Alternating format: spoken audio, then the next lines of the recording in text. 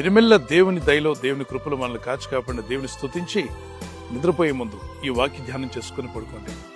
కీర్తన 68:28 నీ దేవుడే నీకు బలము కలగ నియమించి ఉన్నాడు.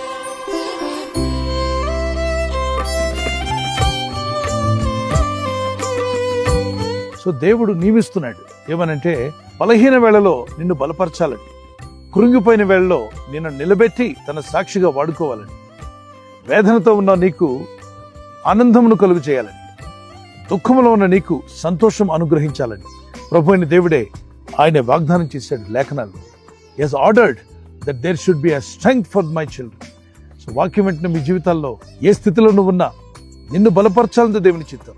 కనుక ప్రార్థించేటప్పుడు ప్రభువా ఇదిగో ఈ వాగ్దానం ఎత్తి ప్రార్థిస్తున్నాను, నాకు బలము కలుగు చేయ నియమించి ఉన్నావు తండ్రి. అవును, నీ నియమాలు, నీవు ఇచ్చేటువంటి ఆజ్ఞలు అవి నాకు మేలు కలిగించేవి, నన్ను ఆనందపరిచేవి, నన్ను బలపరిచేవి, కృంగిపోయిన నిన్ను నిలబెట్టాలని ప్రభు యొక్క చిత్తం. అందుకే పరిశుద్ధ లేఖనంలో రాయబడింది, సమస్యలను వారికి బలాభివృద్ధినిచ్చేవాడు నేనే అన్నాడు. ఆయన బలాభివృద్ధిని నీకు అనుగ్రహిస్తాడు. నిన్ను బలహీనపరచాలని ఎన్ని ప్రయత్నాలు చేసినా, మనుషులు కావచ్చు, మీకున్న పరిస్థితులు కావచ్చు, నిన్ను ఎప్పటికప్పుడు బలహీనపరచాలని ప్రయత్నం చేస్తుంటే దేవుని యందు విశ్వాసం ఉంచి నువ్వు ప్రార్థిస్తుండగా నీకు బలము కలుగ నియమించి ఉన్నాడట. He has ordered that you should be a strong person. So God wants to give you strength in every situation so that you will overcome all your situations. Be cheerful and believe in the Lord Jesus Christ and pray that, Lord, you will strengthen me. You will give me strength to overcome every situation that I am facing today. May God help you and bless you and deliver you and give you victory in the name of Jesus Christ. Let me pray for you. పరిశుద్ధమైన మా ప్రియ తండ్రి, Father, I pray for your people. Give them strength. వారికి బలము ధరింపు చేస్తున్నావు, నీవు బలము ధరింపు చేయ నియమించి ఉన్నావు. నువ్వు ఇచ్చిన వాగ్దానం నెరవేర్చండి.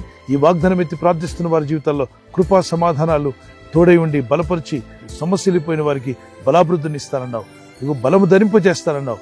ఈరోజు ఎవరైతే వీక్గా ఉన్నారో, బలహీనులుగా ఉన్నారో అందరికీ బలము కలుగును గాక, స్వస్థత కలుగును గాక. ఈ రాత్రి నెమ్మదితో పండుకొని సురక్షితంగా కాపాడబడినట్లుగా నీ అగ్ని కంచి వేసి మమ్మల్ని కాపాడండి.